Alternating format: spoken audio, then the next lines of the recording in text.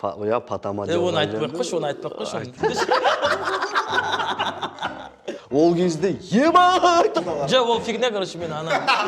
Мен битейін да, короче, надан бастайық та, доста да. Подъезде болғанбыз, короче. Я, болған екен. Я анау жазады, короче. Выйди, я приехала, дейді, короче.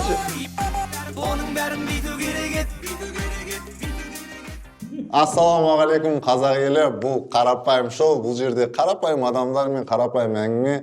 Бүгін менде қонақта деген жүргізі жоқ кеткенімше, мен де өзім қонақтам негізі. Оң жағымда КВНчик, актер, әнші, доктор деймін. Аквалангист. Әке. Жақсы қарапайым адам, қарапайым актер. Және де мынандай сериал «Лузер» сериалынан бастайық. Жаңағы Мынандай сериал деп бастадым. Мынандай сериалынан бастайық. Қарапайым Қайрат, Патруль. Бір жана ауысып кетті орнынан сөйлеу. Ауылдастар. Олардың бәрін қақтыра беретін болсақ ше қазір. О жақтан ондай не шығады, целый. Кетіп қалайын деп тұрсың. Жалпы елге танымал сериалдарды айтып жатқаным ғой жаңағы іштенен түртіп. Изюминчикаларын. Еділ Анарбай, братан, қарапайым жан, қарапайым әке. Және де сол жағында. Мен андай мынандай қылып айтасашы, әшейін. Рау десашы бұл. Рау. Тау адам Раван. Рахмет. Раван, Рамазан, және де өзі әнші, әншілігі бар ма дейші? өзі боксер, өзі кикбоксер, өзі кинг. Міне тұлға, міне азамат деген сөзге сай келетін жігіт. Әйгілі, әлемге әйгілі Бақтияр Тайлақбаев КВН командасының беделді ойыншысы Пелял Бексұлтан. Қошеметтеріңіз. Қуанасың өкілдеріңіз. Қарапайым адам, қарапайым шоу. Біз бастаймыз? Кеттік. Мен түсінбедім, сонда мына жерде жүргізуші кім болады сонда? Үшеуміз жүргізушіміз ғой. Давай Сулифа. Сіздер үлкенсіздер ғой, мен жүргіземін. Бізде шоудың шарты бар. Қандай шарты? Ешқандай шарт. Сендер шарт жоқ деп айтыңдар ғой. Просто екеуіңізді білеміз, екеуіңіз жақсы араласасыздар, доссыздар, кішкентайынан өсіп келе жатсыздар. Кішкентай кезімізден баттақ. Кішкентайынан талас тармасып, өсіп сөйтіп таластар. Рауан кезімізден бірге общаться. Бір нанды бөліп жеп, нанды кім көп жеген көрініп тұрған. Екеуіңізді шақырдық, бекер шақырмадық екеуіңізді. Екеуіңіздің араңызда болған оқиғалардан бөлісу керек. Жылайтындай яттау да болады, кішкене көташарлау да болады, бір-біріңіздің жайландай. Айтпақшыдай бұл YouTube желісінде ғой. YouTube-та ғой. Бұл жерде бұқтай беруге де болады. Бұл жерде бұқтауғанда жылайтындай до конца бұқтамау керек. До конца бұқтамау керек. Бәрібір. Бүйтесің ғой, короче. Шец дейсің да ары қарай айтпайсың ғой, короче. Андай сияқты ма, мен хотя бы деген бар ғой, тренд білесіздер ғой. Мен хотя бы сондай сияқты, бірақ оны историяға айту керек жаңағы. Онда рискіні, мен хотя бы бойыңыздың да. Мен хотя бы шапки киіп отқан жоқпын, эфиріміз мәдениетті сыйлап тұрып жинақ. Әкете бересің ғой. Дұрыс, негізі, рахмет шақырғандарыңа. Қарапайым шоу ғой, иә? Қарапайым шоу. Қарапайым шоу. Мінекей, қарапайым шоуға осындай қарапайым жігіттер болу керек та, мысалы, өзіміз сияқты, мысалы. Келді, мысалы, қарапайым кинг келе салдық, мысалы, да?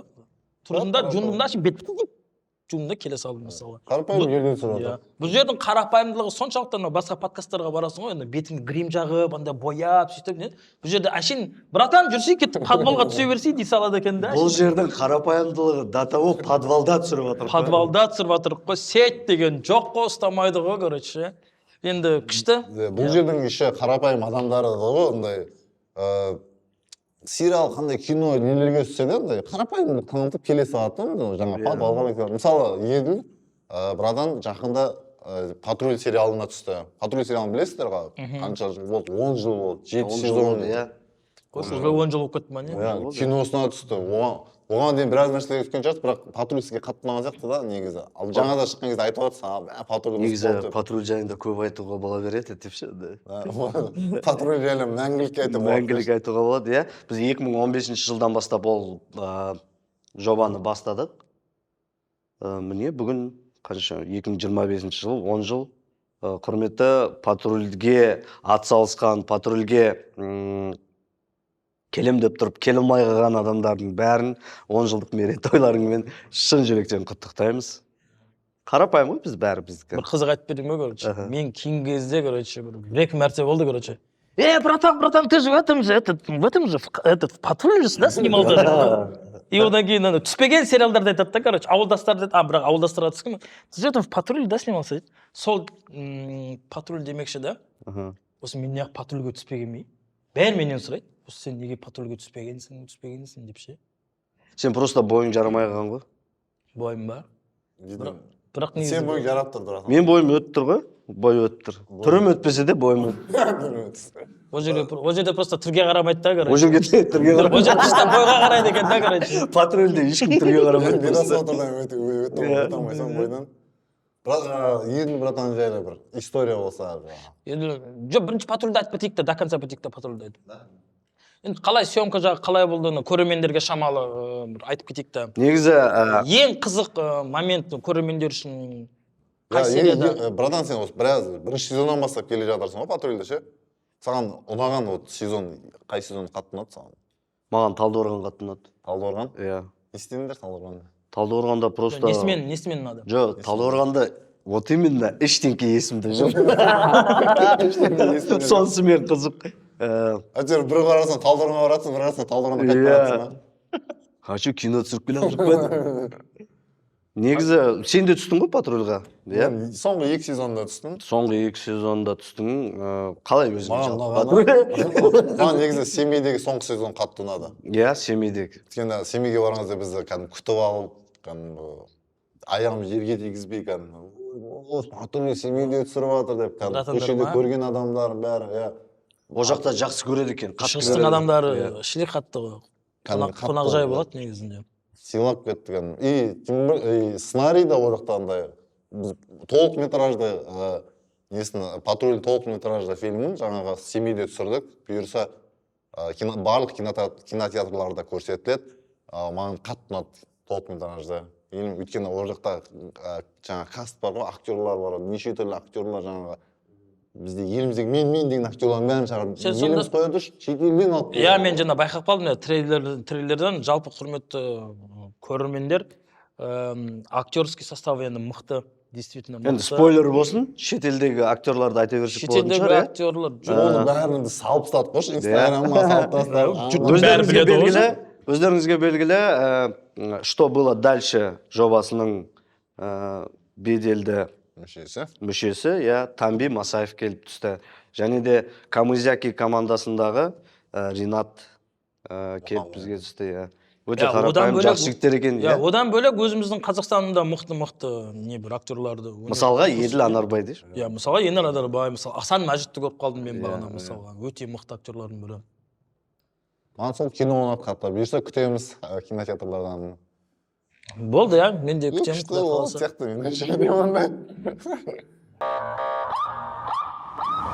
Президент страны посетит город Семей с рабочим визитом. Акылбек, к нам приедет президент страны. Ты, как начальник УП, возглавишь кортеж. Я? Я не могу. Я в эти дни в больницу ложусь. Я же тебе не говорил, когда он приедет. Виноват, господин генерал. Это кортеж президента, Серик. Пропусти кортеж. Какая разница? Перед законом все равны. Он что, сыт? Никак нет. Не заводится, братан. Он что, братан сказал? У меня мечта, чтобы это все прошло нормально. Короче, так не пойдет. Видит, Едь, Бекс, Ильяс, Серик, Лжас. Короче, ребята, толпой соберитесь. Валите нахрен из этого города. Исчезните, как Аральское море. Теперь я понял, на кого наш шеф променял. Запомните, мужики, наш борт 007. Мы в этом городе первые, понятно? Не надо ставить их на картиш, они косячники. Мы гражданских не бьем. Жюльму ты не висишь? Как дела, брат? Сколько? Зачем ты с бомжами общаешься, целуешься с ними? Акылбек? Это кто? А, это? Хор! Вообще-то мы боди... Боди-хор! Что вы сказали? Она спросила у вас, кто это? Имамбек. Какой нафиг Иманбек? Эй, когда я есть, братишка, ты знаешь, сколько я стою? Лям сейчас надо. Сверху $100. Базар жоқ, младший лейтенант екен. Смешно. Мусора конченые. Это он нам что ли сказал? А? За мусоров ответите! Короче, слегка мы в лесу попали!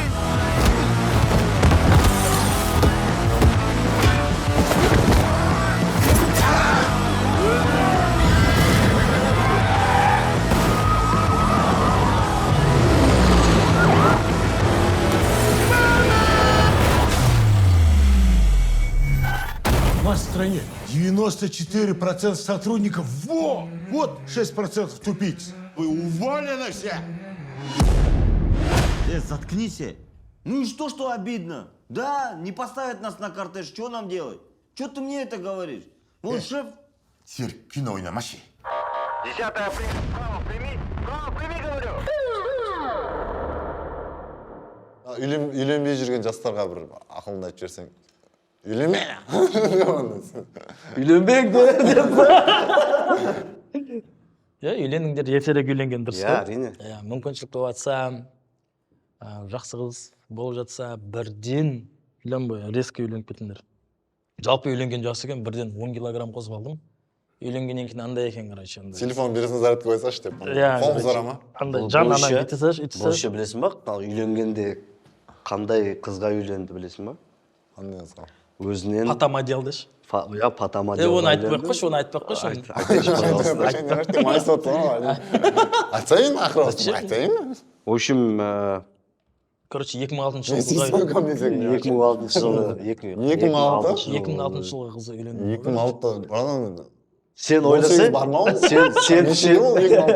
ойласа, бұл даже 11-ші универге барғанда әлі туылмаған ғой ол қыз. Солай ма? 2006-лар қазір қанша? 18-19-да ма? Жоқ, қалжыңдаймыз. Қалжың оның барлығы. История деген жаңағы бір бастан өткен оқиға бір-біріңізді кім бірінші бастайды? Менде. Брадан, егіл жайын айтып жүрсем, қандай бір қасиет кеткен бір историясын бір. Историялар. Тупить еткен бір. Жестко бір позор болған. Ондай көп өмірде. Соның ішінен біреуін бір теріп алып. Біз еділ екеуміз андай доспыз да, короче, біз достығымыз сондай қатты болған соншалықты біз бір-бірімізге әзіл айтпаймыз. Бір-біріміздің бір жерімізді ашпаймыз. Прикол ұстамаймыз. Бірақ Кесіп ағамыз. біздің өмірімізде андай ашатын нәрсе өте көп болған негізі. Біреу ашып қалса болады, кете ма? Жоқ, қалжыңдаймыз, қандай не бар? Біреу ашылып қалса, даже сен қашылып. Мына жерде бәрін қашылады. Бізде бір оқиға болған. В общем, екеуміз бір университетте оқыдық қой, иә? Нархозда оқыдық. Бұрынғы нархоз, қазіргі Қазақ экономикалық университеті, қазір сол жақта оқып жүрген кезімізде. Енді ол кезде қатты... Ол да бар. Жоқ, ол фигня, короче, мен бетейін да, короче, надан бастайық та, досты. Едінді қалай оқуға түсіріп жүргенде дейді. Сен ма түсірген? Мен түсіргем, короче. В общем, короче, біз мектеп кезінде КВН ойнап жүреміз. Уже 10-11 класстан КВН ойнап бастаймыз. И мен главный сопернигім мынау, короче. Всегда осы мен тіресіп қаламыз, короче. Неге стильдеріңіз? Жарысамыз. И біздің ойынымызда всегда либо бұл бірінші орын алады, либо мен бірінші орын аламын. Либо бұл гран-при, либо біз бір. И всегда сондай болады. Либо бұл лучший игрок, либо мен. Екеуміз сондай ғой. Бұл бірінші орын алса, мен лучший игрок аламын. Либо наоборот, короче. Сөйтіп, короче, КВН ойнап жүреміз да. 11 бітіреміз. 11 енді тапсырамыз. Сөйтіп, университеттің темасы ғой, қайда түсеміз деп. Мен нархозға документтерімді тапсырамын да, и нархозға түсем, короче. Нархоздың даласында тұрсам, мына өтіп баратыр, короче. Ойнаш? Салам алейкум. Жоқ, бәріміз сол нархозда тест тапсырдық қой. ЕНТ-ні сол нархозда тапсырдық. Сол кездері ғой, примерно. Далада кетіп барады, ұстап аламын да. Че, қалай жағдай, нормально, че, не берсің, оқуға тапсырып жүрмін дейді да. Че, қайға түсейін деп атсың десем, нархоздың жанында қандай не еді? Кандай Шарага. Кандай колледж еді? Нарқоздың жанында бір колледж болған еді ғой. Колледжға емес, мен вообще айдалаға түсейін дегем. Бір айдалаға бір колледжді айтады да, короче. Жоқ, Бір колледж университет айтады да. университетке. Жынысың ба, жүрсен нарқозға түссе, бірге КВН дейміз. Қойшы таман дейді да. Боламайды. Мен аламын. Ладно, давай кетіп қалған сөйтсем, ертесінде универге түсіп алыпты ғой. Содан басталды ғой екеуміз. Сіздерде ол кезде не емес па? Балға қарап жаңа или платныйға түстіңіздер ма или? Платныйға түстік қой. Платныйға ма? Жоқ, менде Менде грант болған басында. мен өзім тупить етіп, ент-дан негізі жақсы бал алып жүргенбіз ғой. Бізде деген, мысалы, біз қалалық физика математика гимназиясында оқыдым ғой мен негізі. Мен сабағым өте жақсы болған кезінде. Просто киноларда негізі бар, шай тупить етіп жүрсің. Соны айтайын деп отырмын ғой. В общем, ең жесткий тупить еткенім, енді тапсырып отырмыз. Енді үйреніп қалған енді ғой. Біз оған дейін үйреніп қалған ғой. Сол әлгі общий енді тапсыратынға дейін дайындық жұмыстары болатын еді ғой. Апта сайын біз тапсыратынбыз сондай. Тест тапсыратынбыз да. И сұрақтары уже бәрін жаттап алғанбыз, білесің ғой. Мен өзіме қатты сенімді болдым негізі. Өтіп кететініме 100% сенімді болдым деп айтсам қателеспеймін. Сөйтіп 4 сабақтан тапсырдық ол кезде. Мен соның ішінде физиканы бір пәнді өзің таңдайсың да. Сол физиканы таңдадым. Содан кейін физикам 5 максимальный балл алдым. Математика тоже 5 максимальный балл алдым. Қазақ тілі мен тарих, короче, бір 4-5 балдан ба сондай аяқтан ғой, ойлашы. 4-5 балдан? Жоқ, 10 шақты балл дейікші айтайыншы. 3 қол примерно. Общий 72 балл алдым. Математикадан біреу қате болды, оны кіріп еще дәлелдеп шықтым. Сөйтіп оқуға түсіңіздер? Сөйтіп қызығы жаңағы бұл басқа оқуға түсейін деп тұрған жеріне мені көріп, мен осында түсейші, бірге КВН ойнаймыз, Мен неге түсейін деген ғой? Энергетический институтқа түсейін деген ғой. Көтерілеміз деп мен жіберем бұны. Бұл все, братан, давай дейді. Ертесінде звондап тұр, братан, мен нарқозда оқимын деп. КВНді қатты жақсы көргеніміз соншалықты. КВН ойнаймыз, кеттік деген үшін. Ойлашы? КВН үшін өміріңді бүйтіп, баяғыдан бала кезден армандап келе жатқан нәрсеңді алдың да бүйтіп. КВН үшін бүйтіп бұра салдым. Сөйтіп нарқозға түстік, бірге оқыдық. Сөйтіп нарқозға қазақ КВН көтердіңіздер. Ойнадық. Универге түстік, универге түскеннен кейін күнде бірге жүреміз. Қайда барсақ бірге барамыз. Не жесек те бірге жейміз. Иә, не жесек те бірге жейміз. Қызбен танысақ та бірге танысамыз. Просто Жоқ, бөлек факультетте ол қыз жағынан мынау мықты болатын. Мен ауылдан келдім, бізге ол кезде самооценкаң деген жоқ қой вообще. Самооценка деген сөз жоқ па? Иә, енді бұл қаланың баласы кішкене пысықтау. Мен ауылдан келген қызға сөйлеуге ұялатын кездерім ғой ол. Кейін ғой ол, жайлап кішкене бастағанымыз, иә. Сондай күндердің бірінде мен алыста тұрам, анау не жақта тұрам. Абай дейтін поселок бар, Абай дейтін поселоктың жанында Абайский дача дейтін жаңа тұрғылықты Алтын Орданың жоғары жағында. Иә, сол жерде тұрамыз. Алтын Орда жақта. Мен ол кезде ол жақ қазір ғой, ол жақын да қазір. Қалаға тиіп тұр ғой деп айта саласыз. Ол кезде ебай таныс болатын кәдімгідей ше. Таксисттер бармайды ғой. Таксисттер до того алдап апарасың ғой кәдімгідей ше. Міне, жолы идеальный, братан. Кеттік депші, жолдан ұстайтын едік қой кезде такси. Сондай күндердің бірінде біз репетицияға бардық та, репетицияға барып өте кеш шығамыз ғой, білесің ғой. Өте кеш шығып, қалтамызда ақша жоқ, үйге кете алмай қалдым да, короче. Содан кейін Раванға айтам, мен не істеймін деймін ғой. Жүрім да менің үйіме дейді, короче. Ол кезде бұлар... Жоқ, бұл постоянно мен үйіме қонады. Иә, однокомнатный квартира. Ол бірінші кез ма, бірінші қонақ. Иә, бір бөлмелі үйде тұратын ол кезде. Мамасы, сестренкасы өзі тұрады. Мамасы, қарындасы өзі. Сол кездің өзінде де до того андай, ол кезде ойламайсың ғой, до того қарапайымсың да. Сондай бір бөлмелі квартираға кіріп ұйықтай бересің ғой, сонда ойлашы. Мамасы жатады. Мына жақта мен жатам, төрге салып береді маған. одан кейін рауан өзі жатады, мына жақта мамасы жатады, мына жақта сестра жата бересің асында өзі үйінде жатқанда сол кезде до того қарапайымбыз вообще ештеңкені ойламаймыз ғой енді. Сөйтіп жатып жүрдік та, и бір күні короче қайта алмай қалдық. Иә, қайта алмай қалдық. Бұлардың үйінде адамдар, қонақтар болып қалды. Жаңа айтады, досты, короче. Үйде Бүгін адам. қонамаймыз үйге дейді, короче. Мен айттым, мен сонда жүре береді, мен кеттім. Мен жаяу болса да бірдеңе істеп жетіп аламын деймін ғой, короче.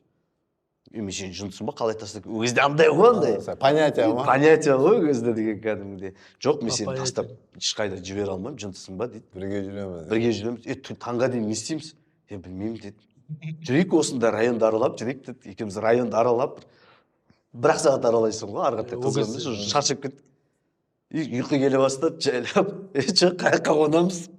Ол кезде подъездерде андай не болмайтын әлгі домофон дейтін андай ма? Любой подъезд ашық болатын саған. Андай бас басатын. Андай басатын да, үйтіп оны андай. Басатын. Бүйтіп қасына барасың да, қасы көп басылған солай басатын. Иә. Ажалып кеткенде. Код тұрады, бірақ кодтың үстінде саусақтың өзі тұрады, білесің да, по-любому коды қандай екен. Соның бәрін бірге бассаң ашылады, короче. Кеттік подъездға, енді қыстың күні ғой. Қыстан. Иә. Жаурап кеттік ба, кірейік. Кішкене кіріп, екеуміз подъезде қонғанбыз, короче. Адамдар өтіп кіріп шығып жатыр. Кіріп шығып жатыр, адамдар кіріп қалса спокойно оянасың да, короче. Что-то біз әңгіме айтып тұра бересің, бүйтіп. Иә, есімде бар, кәдімгідей подъезде отырып бір-бірімізге бүйтіп ұйықтағанбыз. Бүйтіп жаурағаннан же. Сондай кезіміз болған. Ол ұйықтау фигня ғой, біз баяғыда, короче, университетте бірінші курс оқып жүрген кездері Факел деген клуб болатын, короче. Ленина достықта кинотеатр Арман бар ғой, сонда. Ол енді известный клуб болған кезінде. Күндіз кинотеатр, түнде клуб. R&B клуб. Сондай ма? Многофункциональный. Ол кезде еще суббота-воскресенье не болатын. Той болатын. Кафе. Тойхана болатын. Тойхана болатын. В общем, сол клубқа баратынбыз. Мен енді Алматыда, қалада өскен клуб деген теманы жақсы көремін, короче. Ауылдан келгенді түсінбейді ондай теманы. Бірақ мен кеттік, қыздар бар. Бұны апарып алатын. Сөйтіп ішінде тусауға сөйтіп жүреміз. Ақша жоқ, короче. Ақша жоқ, короче, қайтуға. Енді мен что-то қайтамыз, бля, ақша жоқ қой дейді. Жүруді доказать тосып жатсыз дейді, короче. Осында бір қарасам да екінші тұрса диванда ұйықтап жататын. Адам бәрі кетіп қалған, клубтың ішінде ұйықтап жатса. Сөйтіп таң атып, клубта адамдардың бәрін қайтарып, автобуспен қайтатынбыз ғой. Подъезде ұйықтаған жоқ, клубта ұйықтаған кәш дейсің. Ана примерно далаға шығып бір қарасаң троллейбус кетіп бара жатыр ғой. Сондайға дейін тұрса жатыр. Жарық болып жатады ма? Иә. Бір рет біз Ерлі братанмен бір история болған. Біз жаңа КВН ойнаймыз, бас лига деген бар. Финалға шығып жатырмыз жаңағы. Бірінші финалымыз. И финалда жаңағы со звездой жаңағы. Домашнее задание жаңағы. Домашнее задание со звездой. И бір звезданы шақыру керексің, короче. Ол кезде мынадан сериалдар, Как раз сол патрульдің не істеп жатқан кезде, ауылдастардың шығып жатқан кезде. Қарапайым қайратпен дүркіреп тұрған кез ғой, короче. Или дүркірегенге дейін бет. Дейін ғой, соған дейін. Содан кейін дүркіреп кеттің. Қазір жүрсем дүркірейтін болыппын ба? Сол кездер әйтеуір ананы іздеді, мынаны іздеді, енді кейбір звездалар ақшаға шығады. Короче, жұлдыздар кеми қалған. Сөйтіп тағажындады ма? Иә, примерно стем со звездой сияқты ғой, бірақ музыкалка со звездой да бұларда. Музыкалка со звездой. И анау келіскен жұлдыздар кеми қалған. И маған айтады ғой, братан, короче, біз сізді в общем, жұлдыз ретінде шақырдық. Анандай сразу шындықты айтпайды, просто кеми қалды, соның орнына выручай деп айтса, мысалы, түсінесің ғой. Осы айтамыз, братан, сен звездасың ғой, короче, анау, мынау, сөйсе, сценарийлер бармайды, сценарий, братан, бар ғой. Бірақ сценарий жоқ. Жоқ, короче. Как обычно ғой. Как обычно жоқ, келеді. Дайындыққа келеді, айтып не қылып жатыр, жегізіп жатыр, бүйтесің, мынандай болады, жыртыс болады, о деп, Тамақ жегізіп жатыр, тамақ. Тамақ жегізіп жатыр, қандай айырамыз, братан, былай болады, шығасың, анан болады, бүйтемін. 3 күн бұрын ма келестік, 3-ші күні ойын күні. Жоқ, 1 күн бұрын. Бір-ақ күн қалғанда, бір түнде болдық бірге, келесі күні сахнаға шығып кеттік қой. Ойлашы. Сахна дайындықта тұрмыз, сценарий жоқ. братан киініп алған әдемі мұздай киініп алған. Че там не істейміз қазір не қыламыз дейді. Мына жақта отырмыз раздевалкада. Әлі түк жоқ. Әлі ойынға 2 сағат қалды, короче. Әлі дым жоқ. Адамнан ұялып тұрмыз кішкене. Сөйтіп, короче, айтыр бір нәрсені бір бөле лепить етіп, түнде ананы бітем, сен типа звезда қылып, сен типа дұрыс пайдаланбаймыз сен. Андай мындай деп. Айтыр бір бөле қосып айтыр. На ойнатып отыр, братан. Ойнатып біз бәріміз тема, на жыртады. Осылай ғой, кішкене уже Қош, любой нәрсе өте бере ма? Иә, көйлегін ақ қойған уже. Бүйтіп жүрсем ше дейді, бәріміз айыратын, жыртады, анан неміз. И сахнаға шығамыз да тишина ғой, ойнап жатыр, анан терлеп жатыр. Жалғыз өзім сөйлеп жүрмін, ойлашы. Баларға қарап, балар да үндемейді, бля, әшейді айтады, сөздерін айтпайды, үндемейді. Залда даже андай, күлгі болмады ғой. Зал тып-тыныш кәні. Ең тыныштыққа ойнаған ойыным сол ғой. Сол ба? Содан кейін КВН-ді ойнап. Негізі оған дейін біз сәлемдесіп жыртып тастағанбыз, полный емес.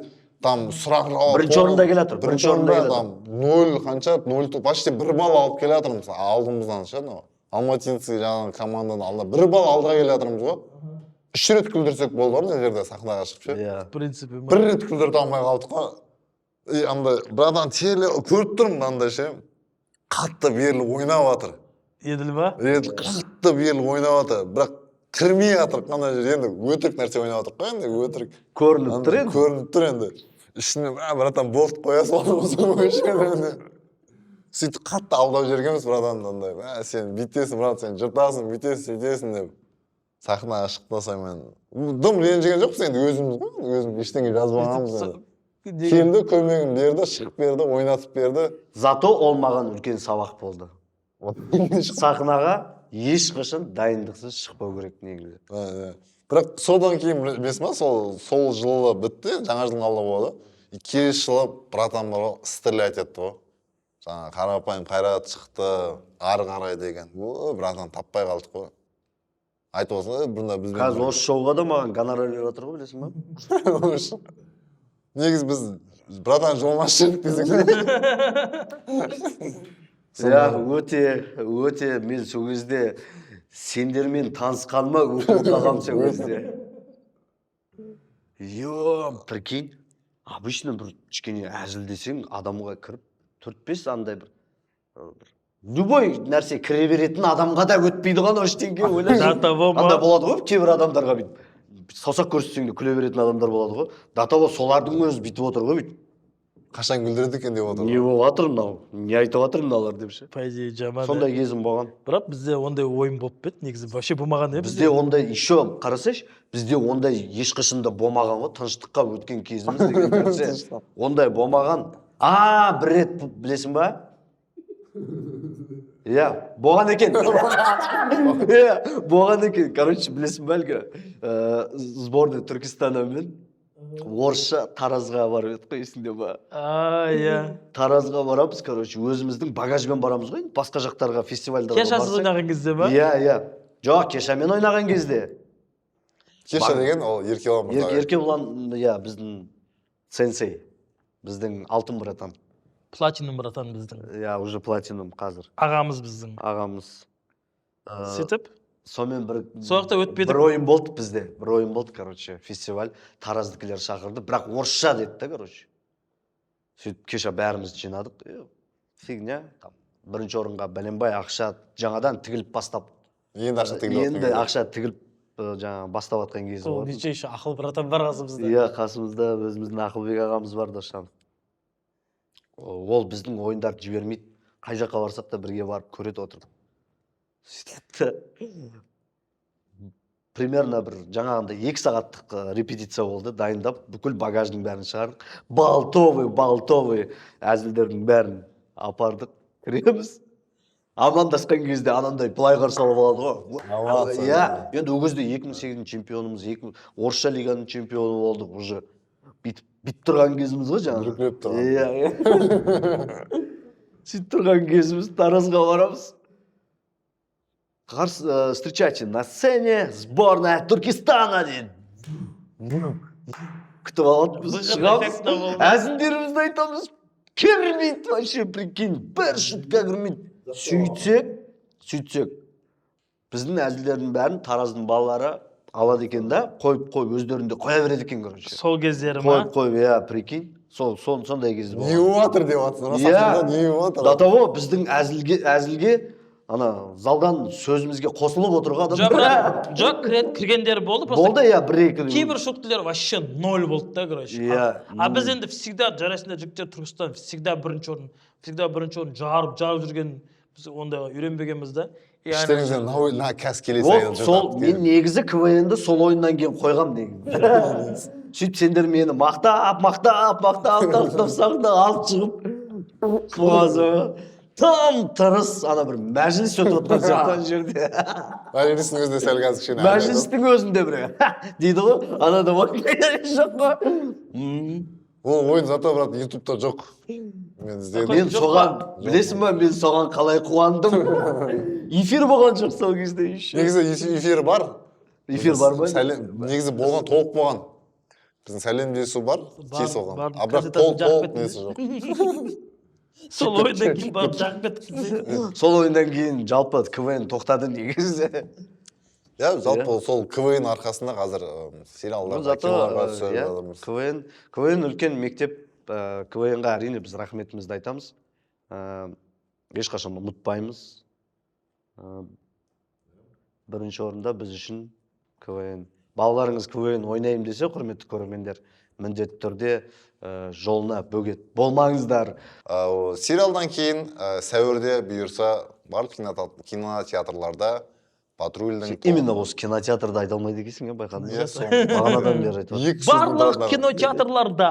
Барлық кинотеатрлардан. Сәуірде бұйырса барлық кинотеатрларда патрульдің толық метражды фильмі шығады. Келіңіздер, көріңіз. Соны неге ондай атын көрдің ба сен? Звездный патруль деп қойыпты. Звездный патруль деп қойды? Иә. Мен айтпақшы, Звездный патруль... Ол жерде кім бізден басқа жұлдыз? Бұл жерде бізден басқа бәріміз бар ма? Былай жақтасын, ондайымыз жоқ. Әзіл ғой, әзіл деп түсініңіздер. Звездный патруль. Біз қарапайым осындай. Неге Звездный патруль? Өйткені ол жерде андай спойлер болсын да. Негізі еліміздегі ең таңдаулы алдыңғы қатардағы актерлар, актрисалар осы біздің патрульге түсті. Міндетті түрде сәуір айында барлық кинотеатрларға шығатын болады. Баршаңызды патрульдің толық метражды фильмін көруге шақырамыз. Келіңіздер, өкінбейсіздер.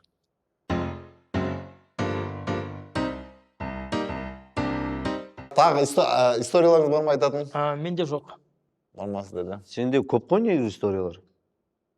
Білмеймін, есіме түспей жатыр. Біздің өміріміз бар ғой. Не история ғой деші. До того қызық болғаны бір история есімізде жоқ қой. Ойлашы. Бәрі нетрезвый болды ма?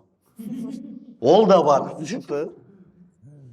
Ол да бар. Әрине біз спортқа жақынбыз, бір адамдар, спортсмендер. Мынандай оқиға болған. Короче, сол енді біз сол постоянно неде жүрдік қой енді, жаңа гастролировать етіп, Постоянно кайфовать етіп жүрдік қой. Иә, постоянно кайфовать етіп жүрдік қой, қаладан қалаға сөйтіп. Сол күндердің бірінде мен енді ауылдың баласымын, аңқаумын, бұлардың бәрі қаланың балалары. Мені іледі ғой бір күні. Жостко іледі. Білгенде квадратқа іледі, мені алдайды. Қазіргі тілмен айтқанда, пранковать етеді, блядь. Нені айтып жатсың дұрыс та? Әлгі, білесің ба? Не? Или айтуға болмаймын оны. Қайсысын енді? Сендер бәрің досик телефонмен ілген. Или керек емес пе? Айтайық. Короче, бұлай болады ғой, Астанаға ойынға барамыз, Жайдарман. Жайдарман емес ол кезде? Иә, Жайдарман. Жайдарманға ойынға барамыз, а бізде Астанаға каждый барғанымыз прикол ғой, короче. Бір приключение ғой. Бұл кәдімгідей история ғой ана жерде, неше түрлі. Короче, кетер кезде Досик деген бала бар бізде, короче. Досжан. Досжан, білем ғой, братан. Сол, короче, бір номер сатып алады, левый, короче.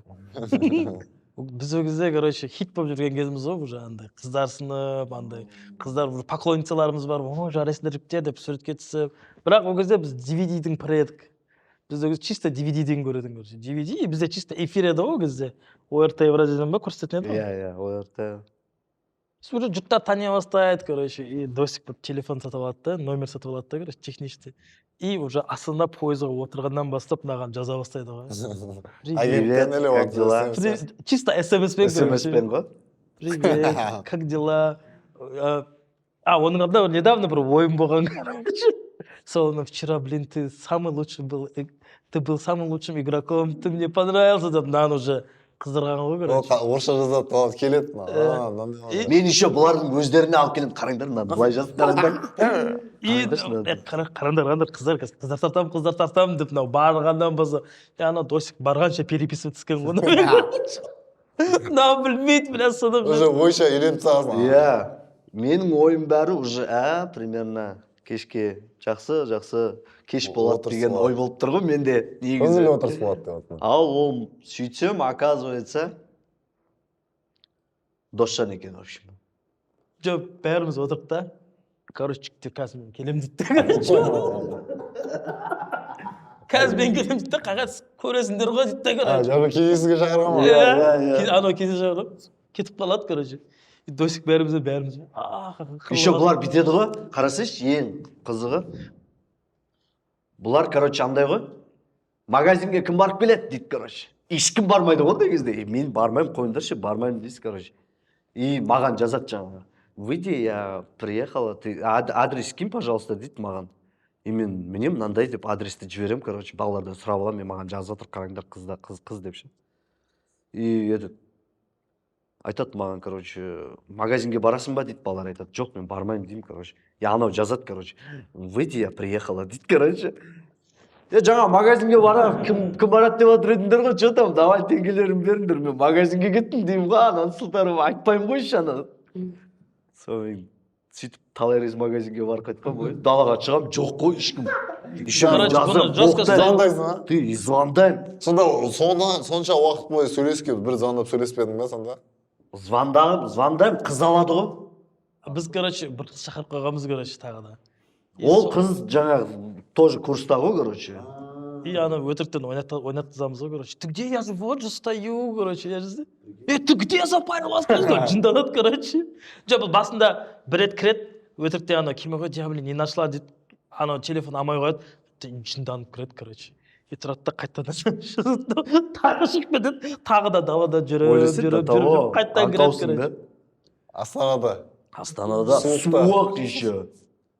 Неғып деп андай ой болған шығар, несіне келісті мен? Сол ғой. Бұндай пранктар көп. Бірақ анандай ғой, үмітің жібермейді да. Ал қазір. А вдруг кеп тұр депші. Андай ой болмады ма? Мысалы, түрін көрмейсің ол кезде, тек СМС болады, мысалы. Енді до того сенгіштің. До того қорап қалды.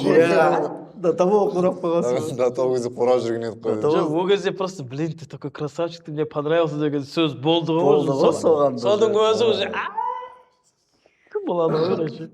Ойлашы сол кезде. Қыз жазды дегеннің өзі кәдімгідей бір ғанибет қой кезде. Андай болмады ма страх? Кезім бір толықтай бір андай прям. Пофигу, қыз болса болды. Едінің случайында. Просто қыз болса болды. Қыз болса болды. Да. Сондай кездері өткен енді бастан. Командадағы ең ақ көңіл, ең қарапайым сен болдың арада. Ең қарапайым мен болған ба. Қалғандары андай ғой. Қалғандарының бәрі. Продвинутый болды ма? Продвинутый болған, иә. Сол. Бопты да? Бопты нарадан. Кетегелік па нау? Бәріміз айтамыз ғой деймін бұл. Құрметті көрермендер, бұл қарапайым шоу, бұл жерде қарапайым әңгіме, қарапайым ештеңе. Бәрі қарапайым. Бізде даже камерамыз даже қарапайым, мысалы. Мысалы біздің уже... Осы шоудың логотипінде сен тұрасың бұлай. Үстінде онда қарапайым шоу деп тұрады. Көрермендерге бір ауыз сөз. Иә, құрметті көрермендер, өздеріңізді сағындық. Бізді енді мына жігіттерді көріп жүрсіздер, бізді көрмегендеріңізге біраз болды. Құдай қаласа, бұйырса, жақында жақсы жобаларға шақырса, бізде өзімізді көрсетіп қуантамыз деген ойдамыз. Ал сендерге сәттілік тілейміз. Уважаемые друзья, уважаемые зрители патрулья. Дұрыс айтып Өтті. отырмын ба? Дұрыс айтып отырмын ба? Давай, жалғастыра Нормально бер. айтып отырмын ба? кайф кетіп отыр. Уважаемые друзья, с 3 марта будет премьера 7-го сезона Долгожданного сериала. долгожданного сериала «Патруль». Всех Ждем. да, Возле экранов. Всех вас ждем возле экранов, уважаемые друзья. Возле экранов. Так что смотрите «Патруль». Иә, мен осы сәтті пайдаланып өзімнің туған құдам, Дәрмен құдама үлкен сәлем жолдағым келеді. Осындай ғой. Дәрмен құдалығымыз 1000 жылдық болсын, мен сізді жақсы көремін. Сіз вообще дерзкий мужиксіз ғой мен. Дәрмен деген құдам бар. Сәлем жолдап қойыңдаршы тоже. Я бұл Дәрмен братан, ассалаумағалейкум. Дәрмен аға, ассалаумағалейкум. Сосын мен бұл құдасына осылай сәлем жолдайды. Енді мен өзім сәлем жолдасам бола ма? Конечно, кімге? Құрметті менің сүйікті жарым Бакош. Жақында міне халықаралық әйелдер күні келе жатыр. Сені шын жүрегімнен осы мейраммен құттықтаймын. Неге құттықтап отырмын? Осы себепті пайдаланып. Себебі гүл алып келуге сен шын жүректен Гүл алатын жер менде былай. Былай. Бір рекламасын жасайсың болды бұл шул. Шын жүректен сені осы халықаралық әйелдер күнімен құттықтаймын. Бақытты болайық, аман болайық.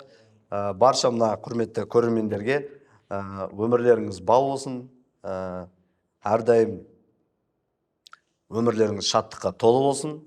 Дендеріңіз сау болсын. И бақытты болыңыздар. Сол үшін Аман болыңыздар. Сол үшін И Досик бүгін кешке КС қылған. Досик бүгін кешке КС деп ше. Алып қосарлымыз жоқ. Мен қазақ елі бұйырса патруль сериалы шығады, ізін суытпай артынан киносы шығады.